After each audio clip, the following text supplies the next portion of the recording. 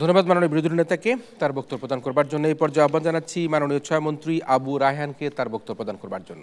বিরোধী দলীয় নেতা যখন একীভূতকরণে বিরোধিতা করে গেলে সেখানে আমাদের আজকের প্রধান অতিথি ডক্টর সালাউদ্দিন আহমেদ স্যার বলেছেন, ঋণ নিয়ে ফেরত না দেওয়া যখন নতুন ধরনের এক ব্যবসায়িক মডেল হয়ে দাঁড়িয়েছে, যখন দেশে মোট ঋণ খেলাপির সংখ্যা দাঁড়িয়েছে 7,86,065 জন, তখন আর্থিক খাতের সংস্কার ছাড়া, পিসিএ নীতির বাস্তবায়ন ছাড়া দেশের ব্যাংকিং খাতে সুশাসন জোরদার করা সম্ভব নয়। ধন্যবাদ মাননীয় স্পিকার আমাকে বক্তব্য দেওয়ার সুযোগ দেওয়ার জন্য। মাননীয় স্পিকার, যেখানে আজকে বিতর্ক হচ্ছে মার্জার অ্যাকুইজিশনের মাধ্যমে ব্যাংকিং খাতে সুশাসন জোরদার করতে পারবে কি পারবে না, সেখানে প্রতিপক্ষ দল ঘোড়া ডিঙিয়ে ঘাস খেয়ে গেলেন। মাননীয় স্পিকার, বিরোধী দল নেতা বলে গেলেন ঋণ খেলাপি কমানোর কথা, পরিচালকদের অনৈতিক হস্তক্ষেপ বন্ধের কথা। মাননীয় স্পিকার, আমরা কি একবারও বলেছি যে বিষয়গুলো কমানোর দরকার নাই, এই বিষয়গুলো নিয়ন্ত্রণ করার দরকার নেই? মাননীয় স্পিকার, আমরা বলছি যেখানে বিতর্কটি হচ্ছে মার্জার অ্যাকুইজিশনের মাধ্যমে ব্যাংকিং খাতে সুশাসন জোরদার হবে নাকি হবে না, যেটি দ্বারা দেখাতে পুরোপুরি ব্যর্থ হয়েছে এবং কৌশলগত জায়গাতেই এখানে তাদের বিতর্কটি টিকে না।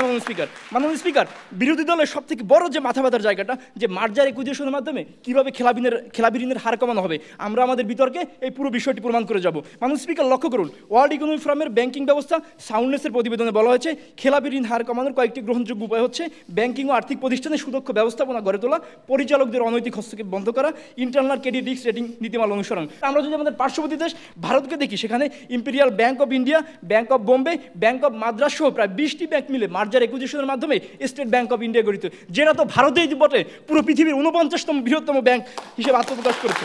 মাননীয় স্পিকার, পাশাপাশি 2020 সাল পর্যন্ত আমরা যদি ভারতের 34টি ব্যাংকে দেখি যারা মার্জার অ্যাকুইজিশনের মাধ্যমে গঠিত হয়েছে, যেখানে ভারতের মতো দেশের মোট ব্যাংকের সংখ্যা দাঁড়িয়েছে 33টি। মাননীয় স্পিকার, সেখানে প্রশ্নের জায়গা ব্যাংলাদেশে কি আসলে 61টি ব্যাংকের প্রয়োজনীয়তা আছে? আমরা বলছি নাই মাননীয় স্পিকার। তাহলে আমরা বলছি দুর্বল ব্যাংকের সাথে সবল ব্যাংকের যে একীভূতকরণ, যার মাধ্যমে ব্যাংকের সংখ্যা আমরা কমিয়ে এনে ব্যাংকিং খাতে সুশাসন জোরদার করবো। মাননীয় স্পিকার, আমরা যদি দেখি 160 কোটি টাকা আত্মসাতের অভিযোগে ফার্মার্স ব্যাংকের সাবেক যে অডিট কমিটির চেয়ারম্যান বাবুল চিশতি ও তার ছেলে রাশিদুল হক চিশতি ছিলেন এবং তার স্ত্রীকে 12 বছরের সশ্রম কারাদণ্ড দেওয়া হয়েছিল। শুধু তাই নয় মাননীয় স্পিকার, শুধু নাম পরিবর্তন করার পরেও কিন্তু পদ্মা ব্যাংকের যে সংকট, এটা সংকটটা পুরোপুরি কাটেনি।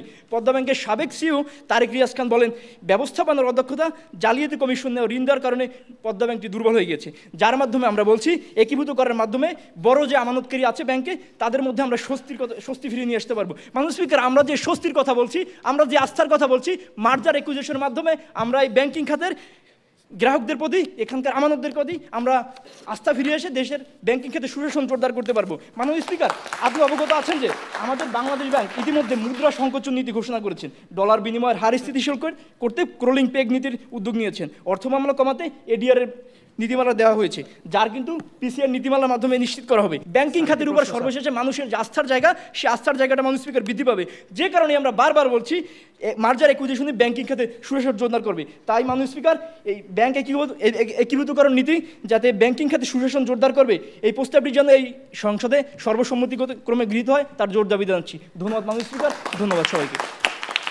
ধন্যবাদ মাননীয় ছয়মন্ত্রী আবু রায়হানকে তার বক্তব্য প্রদান করবার জন্য। এই পর্যায়ে আহ্বান